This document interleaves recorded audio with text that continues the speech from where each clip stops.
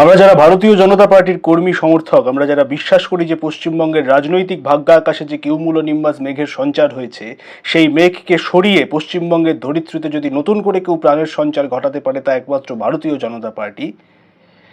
এবং আমরা যারা প্রত্যেক দিন আমাদের রাজ্যে ঘটে চলা যে মুসলমান আগ্রাসন, সেইটার বিভিন্ন নিদর্শন আমাদের ফেসবুকে, আমাদের সোশ্যাল মিডিয়া প্ল্যাটফর্মে তুলে ধরছি, সেগুলো নিয়ে মুখ খুলছি, কথা বলছি, মানুষকে জানানোর চেষ্টা করছি, তাদের প্রোফাইলে কমেন্ট সেকশনে কিছু ব্রাহ্মণ পদবীধারী মানুষ তারা গিয়ে তাদের জাত, কুল, শীল ইত্যাদি নিয়ে নানান রকম অপমানজনক, সম্পূর্ণ অধর্মীয় এবং অবৈজ্ঞানিক কিছু কথাবার্তা বলছেন।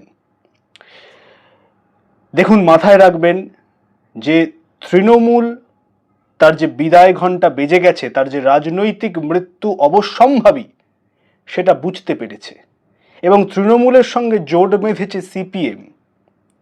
এবং যে প্রচার এত বছর ধরে মানুষকে বোঝানো হয়েছে, মানুষকে গুলিয়ে দেওয়ার চেষ্টা হয়েছে যে ভারতীয় জনতা পার্টি আসা মানেই, ভারতীয় জনতা পার্টির সরকার গঠন হওয়া মানেই জাতপাত নিয়ে রাজনীতি হওয়া, ধর্ম নিয়ে রাজনীতি হওয়া, সেই আরও একবার গুলিয়ে দেওয়ার শেষ প্রচেষ্টা কিন্তু এরা ঠিক এইভাবেই করছে।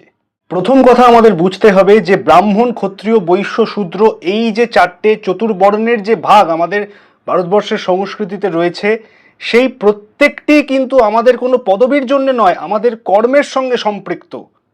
স্বামী বিবেকানন্দের কথা যদি এই ক্ষেত্রে বলা হয়, তাহলে দেখা যাবে স্বামীজি বলছেন যে আমাদের এই এক দেহেই ব্রাহ্মণ, ক্ষত্রিয়, বৈশ্য, শূদ্র সমস্ত কিছুর বাস, এই চতুর্বর্ণের বাস। যখন আমরা কোনো জ্ঞান আহরণ করছি বা জ্ঞান বিতরণ করছি, আমরা নতুন কিছু জানার চেষ্টা করছি বা জানানোর চেষ্টা করছি, তখন আমরা ব্রাহ্মণ। আমরা যখন দেশের জন্য লড়াই করছি, নিজের পরিবারের জন্য লড়াই করছি প্রতি মুহূর্তে, তখন আমরা ক্ষত্রিয়। আমরা যখন আমাদের পরিবারকে টিকিয়ে রাখার জন্য, নিজেদের উদারবৃত্তির জন্য বা অন্য আরও অনেক পরিবারের দায়িত্ব নেওয়ার জন্য, সেবার জন্য রোজ সকালবেলা বাসে, ট্রামে, ট্রেনে ঝুলে ঝুলে নিজেদের অফিসে যাচ্ছি, নিজেদের কর্মক্ষেত্রে যাচ্ছি, তখন আমরা বৈশ্য। আর শূদ্র কারা? যারা সবার সেবক, তারা হচ্ছেন শূদ্র।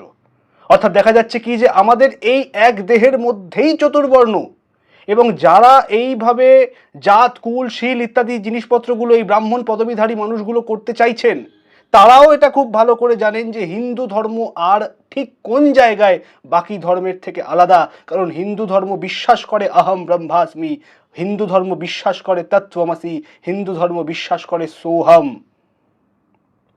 হিন্দু ধর্ম বিশ্বাস করে যে এই প্রত্যেকটি অণু পরমাণুর মধ্যে সেই আদ্যাশক্তি মহামায়া, সেই ব্রহ্ম, সেই শক্তির বাস, সেই ঈশ্বরের বাস।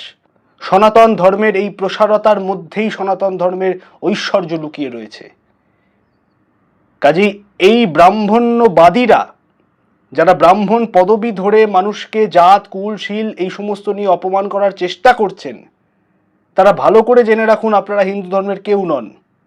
এবং আমাদেরও এটা বোঝার দরকারি যে যে প্রচার এত বছর ধরে সিপিএম এবং তৃণমূল চালিয়ে এসেছে যে ভারতীয় জনতা পার্টির সরকার মানেই সেখানে জাতপাত নিয়ে রাজনীতি, সেখানে ধর্ম নিয়ে রাজনীতি, সেই গুলিয়ে দেওয়ার একটা শেষ প্রচেষ্টা আবার চলছে। কারণ তৃণমূল বুঝতে পেরেছে যে তাদের মৃত্যু, তাদের রাজনৈতিক মৃত্যু, তাদের বিদায় অবশ্যম্ভাবী।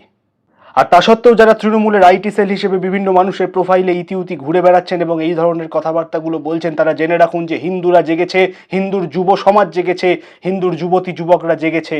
এবং এখনকার যুব সমাজ না আপনার এই অহংকারের মুন্ডটাকে, এই ব্রাহ্মণ্যবাদের অহংকারের মুন্ডকে ধর থেকে আলাদা করে দিতে বেশিক্ষণ সময় নেবে না। তাই নতুন পশ্চিমবঙ্গ জন্মাবে, নতুন পশ্চিমবঙ্গ হিন্দুদের হাত ধরে জন্মাবে, হিন্দু যুব সমাজের হাত ধরে জন্মাবে, এবং এই 2026-এই জন্মাবে। কারণ তৃণমূলের রাজনৈতিক মৃত্যু অবশ্যম্ভাবী।